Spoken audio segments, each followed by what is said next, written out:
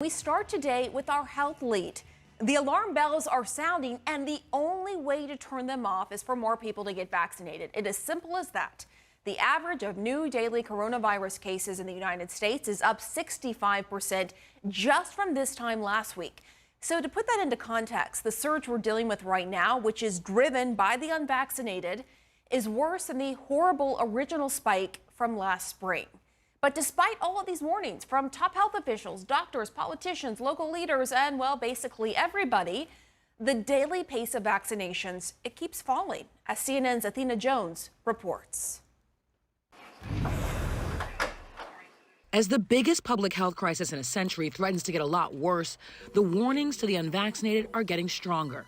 In Alabama, the state with the lowest vaccination rate in the country, 34%.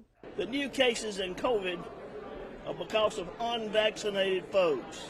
But it's time to start blaming the unvaccinated folks, not the regular folks. It's the unvaccinated folks that are letting us down. Republican Governor Kay Ivey is fed up. These folks are choosing a horrible lifestyle of self-inflicted pain. What is it going to take to get people to get shots in ours? I don't know, you tell me. Folks supposed to have common sense.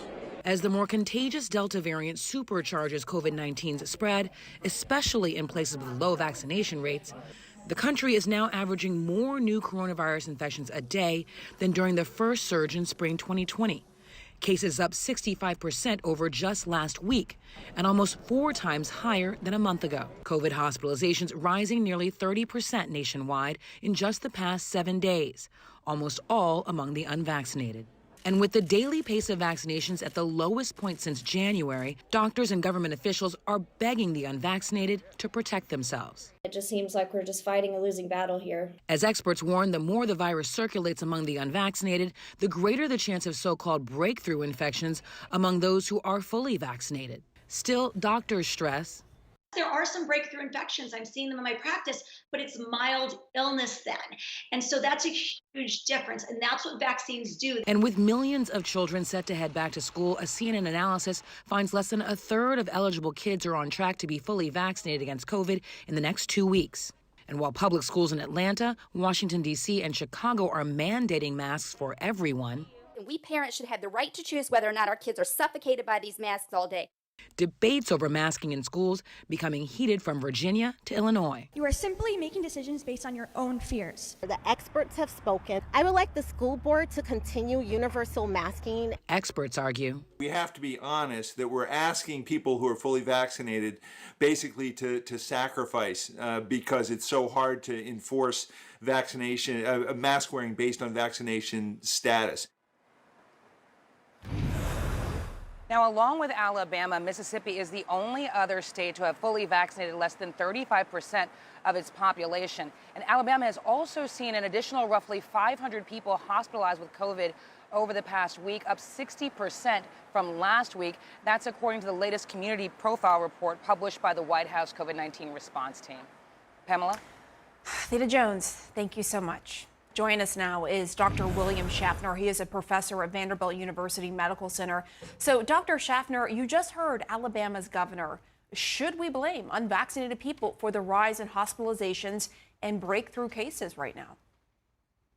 Well, I don't know about blaming, but it's certainly a fact. The hospitalizations out there right now, that of the people who are coming in are unvaccinated, 98% of them.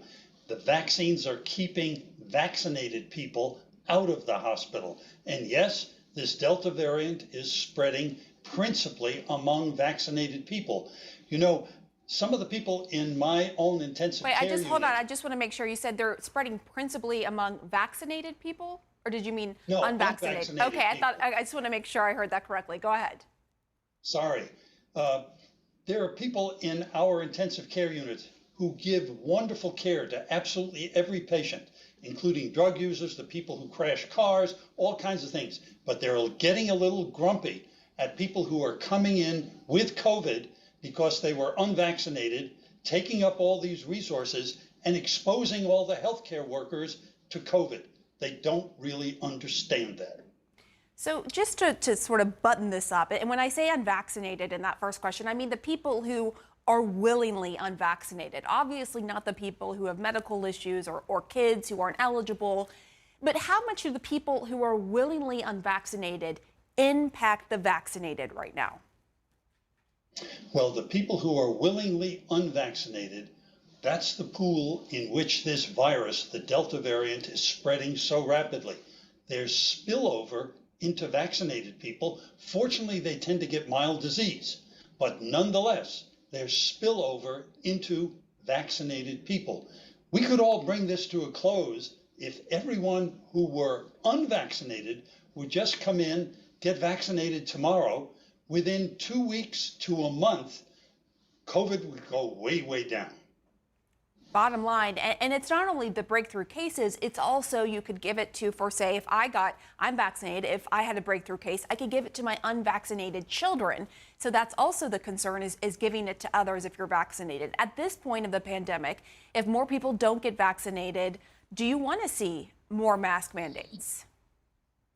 I think they will begin to crop up here and there on a local level, depending upon the extent of local transmission and the acceptability of those mandates by the population, which will vary across the country, I'm afraid. Well, and I think the reality is those places of the country with low vaccination rates are probably the least likely to impose mask mandates. But let's talk about, as we look ahead, this is where we are, where are we heading? COVID cases and other respiratory illnesses like the flu typically get worse in the winter when everyone is indoors.